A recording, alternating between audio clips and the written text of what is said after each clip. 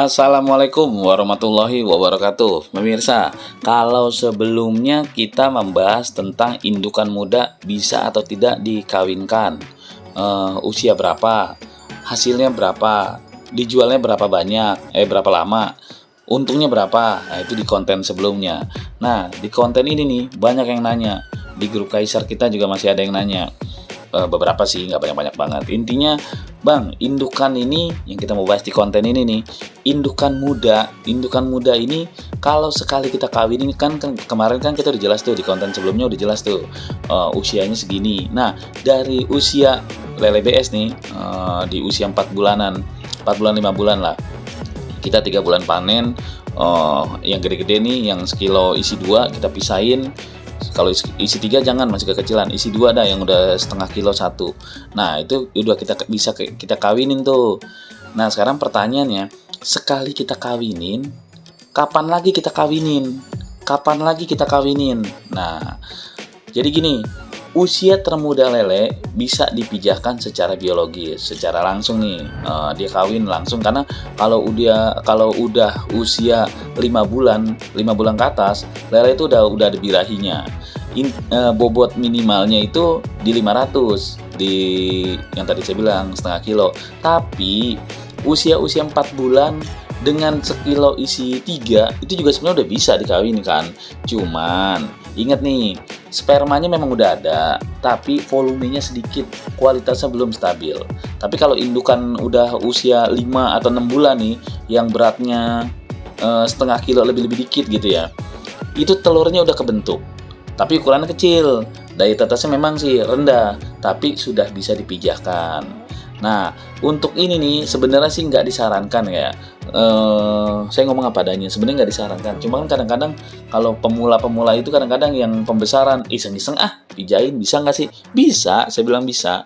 Nah, karena jawaban saya bisa ini, ya ini kita bedah di konten ini. Jadi udah jelas tuh, usia amannya itu 5-6 bulan ke atas. Bobotnya itu minimal setengah kilo ke atas. Kurang dari situ, ya tadi saya bilang volume sedikit, kualitas belum stabil. Di 500 gram ini juga nih, di setengah kilo itu ukurannya masih kecil dan daya tetasnya sebenarnya rendah, tapi udah bisa, udah mulai aman. Kalau mau ideal banget ya di usia 6-7 bulan itu bobotnya ya udah di atas itu. Apalagi kalau udah 7-8 bulan di mana beratnya udah sekilo 1. Nah, itu udah aman banget. Karena kalau udah beratnya sekilo 1, telurnya besar, seragam, HR-nya nih tinggi, 70-85% lah HR-nya. Larvanya juga kuat, induknya juga nggak cepat rusak.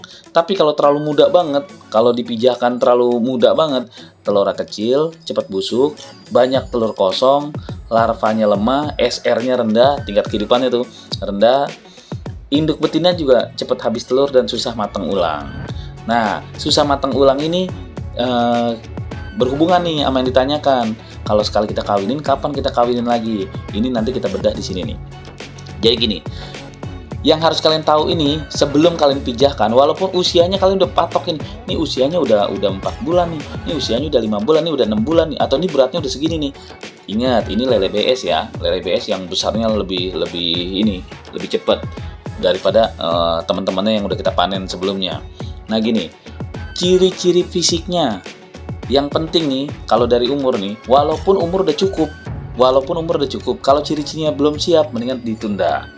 Kalau yang betina, ciri-cirinya perutnya lunak, membesar, kelaminnya kemerahan. Kalau dipijet-pijet tuh keluar telur, cet keluar telur dikit-dikit. Nah itu kalau yang betina tuh, kalau udah begitu udah siap pijah. Walaupun umurnya udah belum cukup atau udah cukup, intinya gitu. Nah kalau yang lelaki, kelaminnya runcing. Kalau dipijet ya keluar cairan putih, sperma. Gampangnya gini dah, usia termuda bisa dipijah, jantannya umur 4-6 bulan itu udah bisa. Tapi idealnya, usia ideal untuk dipijah itu 6 bulan sampai 8 bulan ke atas.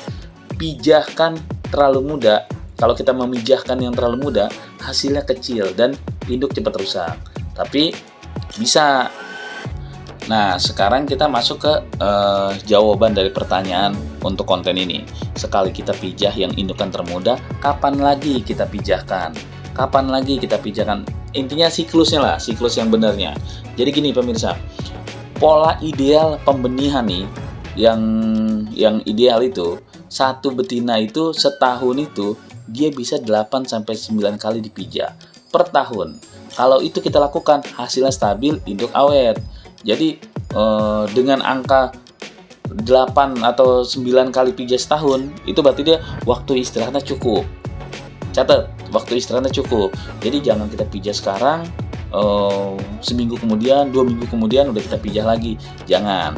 Jadi kalau dipaksakan cepet nih, ini yang nggak saya sarankan dulu dah.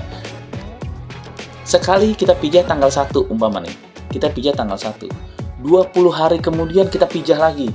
Wah, ini kayaknya telurnya udah banyak nih. Dipencet-pencet tuh tadi yang seperti saya bilang, syarat dan prasyaratnya si betina. Dipencet-pencet, ada telur keluar, ada warna pink. Wah, ini udah nih. Tapi umurnya baru 20 hari. Baru 20 hari sebelumnya kita pijah, itu telurnya banyakan kosong. Catat tuh. Kalau 25 hari gimana? 25 hari telur kecil, HR-nya jatuh. Karena kalau terlalu sering, indukan drop, lama-lama jadi mandul.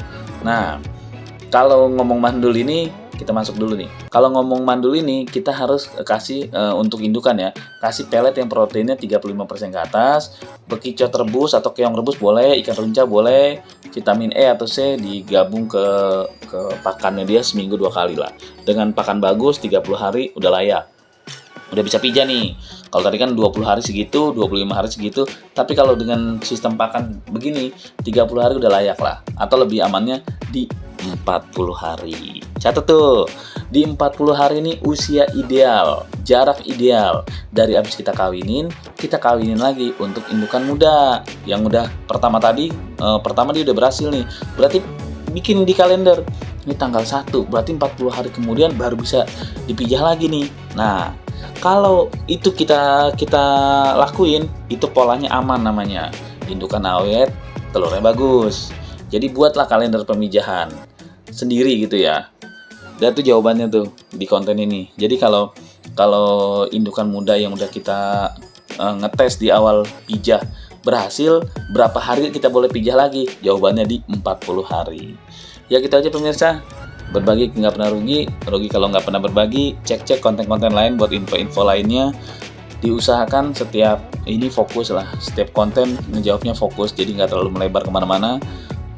Lagi bahas siklus berapa kali indukan, ya ini kontennya begini. Bagaimana cara menghasilkan dari satu indukan, berapa keuntungannya, konten lainnya cek. Wassalamualaikum warahmatullahi wabarakatuh. Nah, itulah diskusi kita. Tulis di kolom komentar apa yang kamu pikirkan agar kita bisa mendiskusikannya lagi. Yang belum subscribe, jangan lupa subscribe dan aktifkan lonceng agar channel ini terus terbangun dan kamu menjadi yang pertama mendapatkan pemberitahuan video untuk diskusi-diskusi kita yang lebih seru lagi.